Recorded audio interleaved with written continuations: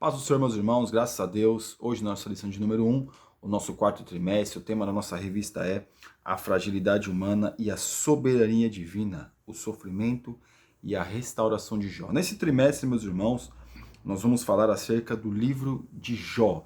Vamos pautar algumas questões do livro de Jó. Algumas coisas têm que ser ponderadas, outras questões têm que ser melhor, vamos dizer assim, estudadas. Porém, algumas coisas datas, porém, de repente não é tão relevante. O que é relevante é o contexto da história, o porquê que acontece aquilo que aconteceu, porquê que Deus ele vai até Jó e vai provar Jó da forma que Jó foi provado. O nosso textuário que está em Tiago, capítulo 5, versículo 11, diz assim: Eis que temos por bem-aventurados os que sofrem. Ouvistes qual foi a paciência de Jó e vistes o fim que o Senhor lhe deu, porque o Senhor é muito misericordioso e piedoso. Tiago vai mencionar Jó na sua epístola. Então, Tiago está mencionando Jó acerca da paciência, de ter paciência mediante a tribulação. Nós vemos, meus irmãos, que hoje em dia o que falta para nós é a paciência, mas aqui Tiago menciona Jó como um exemplo de paciência. Verdade prática, o livro de Jó não é apenas uma preciosidade da literatura universal, mas, sobretudo, uma poderosa resposta de Deus para as grandes questões da vida. Hoje, nessa lição, nós vamos fazer mais um panorama acerca do que o livro de Jó vai tratar. Aqui na leitura bíblica em classe, que está em 2 Timóteo 3, 16, Ezequiel 14, 14, 19 e 20, Tiago 5, 11, que é o nosso textuário, em Timóteo 3, 2, 3 diz assim: Toda a escritura divinamente inspirada é proveitosa para ensinar, para redarguir, para corrigir e para instruir em justiça. Ezequiel, ainda que estivessem no meio delas 3 homens, Noé, Daniel e Jó, eles, pela sua justiça, livrariam apenas a sua alma, diz o Senhor Jeová. Ou se enviar a peste sobre tal terra e derramar o meu furor sobre ela com sangue para arrancar dela homens e animais. Ainda que Noé, Daniel e Jó estivessem no meio dela, vivo eu, diz o Senhor Jeová, que nem filho nem filha eles livrariam, mas só livrariam a sua própria alma pela sua justiça. Olha o exemplo que Deus falando ao profeta Ezequiel, acerca que quando Deus estava com tratando com a cidade, quando Deus usou Ezequiel, Jeremias, usou Isaías e usou os profetas para profetizar contra aquelas coisas, a idolatria que o povo de Israel, tanto o povo de Israel, no caso Samaria, que era a capital do Reino do Norte, quanto Jerusalém ou Judá, que era a capital do Reino do Sul, estava fazendo. Então aqui nós vemos que Deus vai falar para o profeta Ezequiel, olha, só eles poderiam, se eles estivessem nessa cidade, Deus destruiria, porém eles só poderiam livrar a sua própria carne, ou seja, a sua própria vida, a sua própria alma.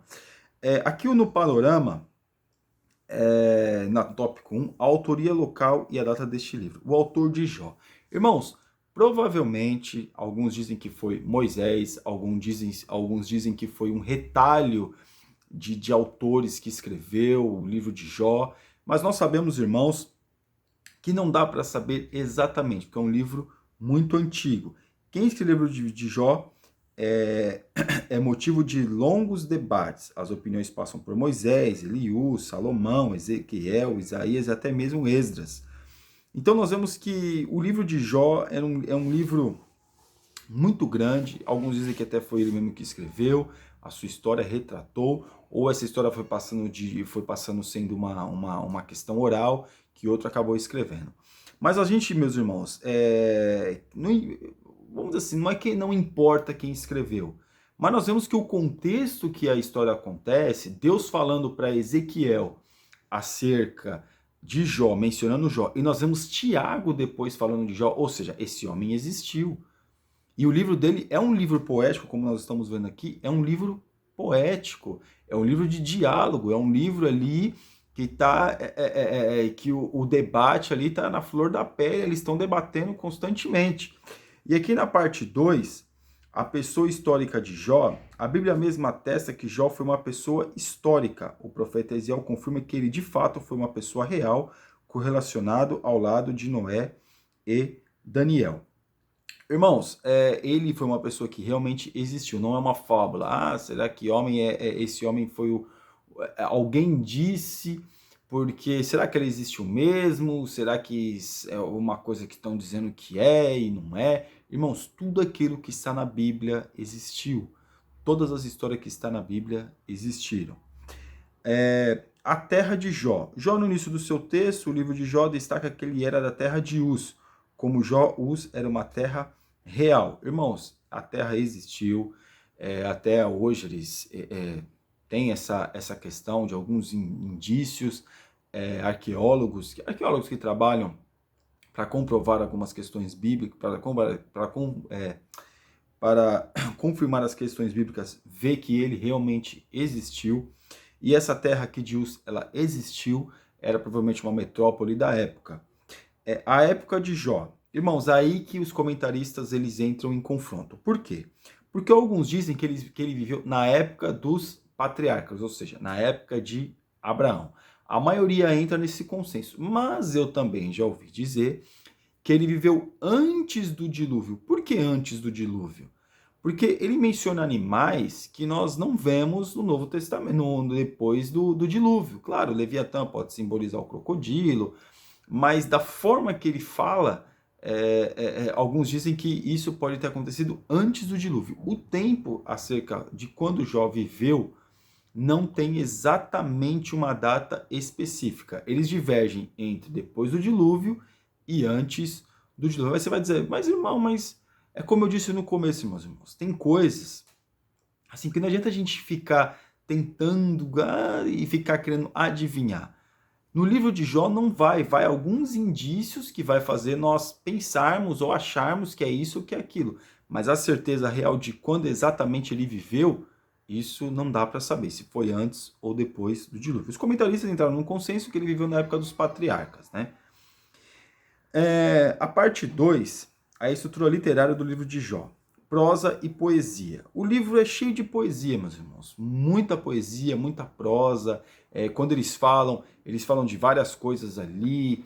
E às vezes eles trazem exemplos de fora, mas assim é um debate intenso mesmo, de muita riqueza. Que a gente só vai encontrar esse tipo de literatura, meus irmãos, nos livros muito antigos. O livro de hoje não usa esse tipo de literatura.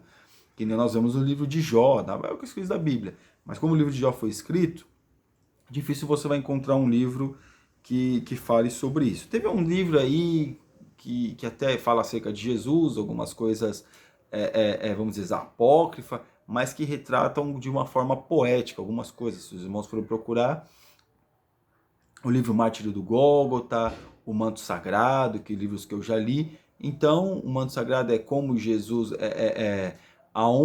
como que foi quando eles venderam o manto de Jesus, aonde foi parar, passou de mão em mão, o que aconteceu. Então, esses livros são livros poéticos. O Mártir do Gólgota, que ela retrata a história de Jesus de uma forma poética, de uma forma, dizer assim, de uma outra visão.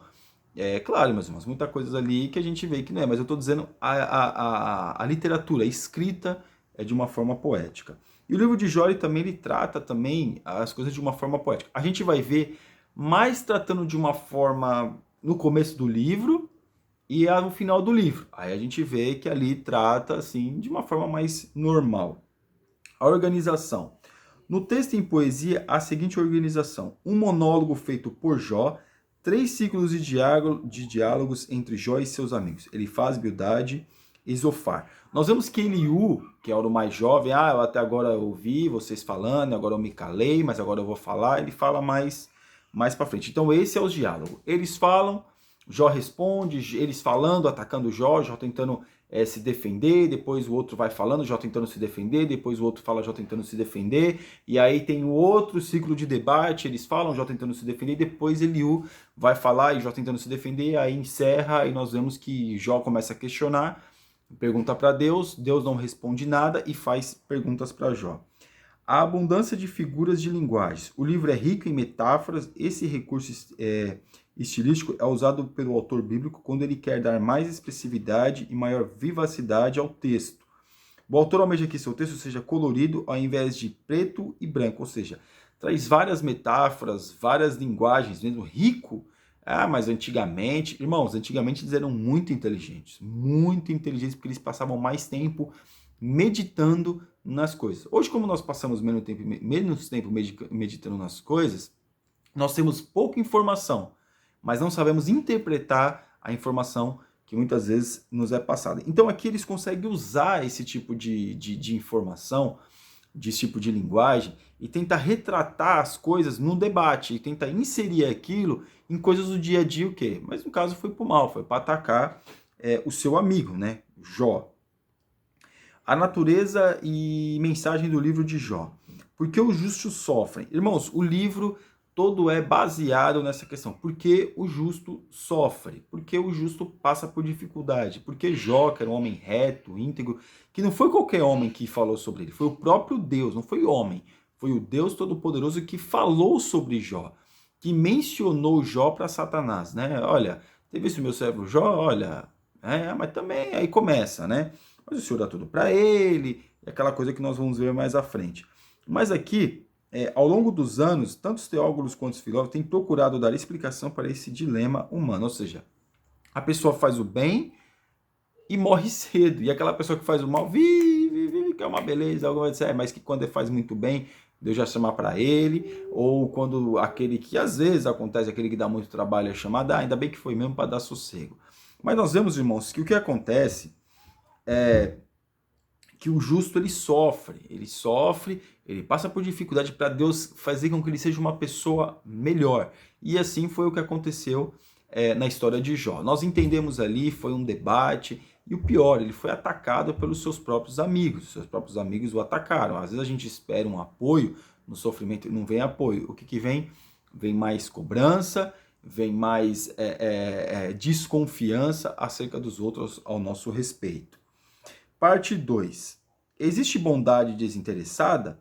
Para muitas pessoas, qualquer prática religiosa não passa de barganha. Irmãos, aí começa o diálogo entre Deus e o diabo. O que ele começa a falar? Mas o Senhor dá tudo para ele, por isso que ele é reto, porque ele quer ter mente. E Deus fala, olha, Deus conhecia o coração dele e fala, pode tocar, só não toca na vida dele.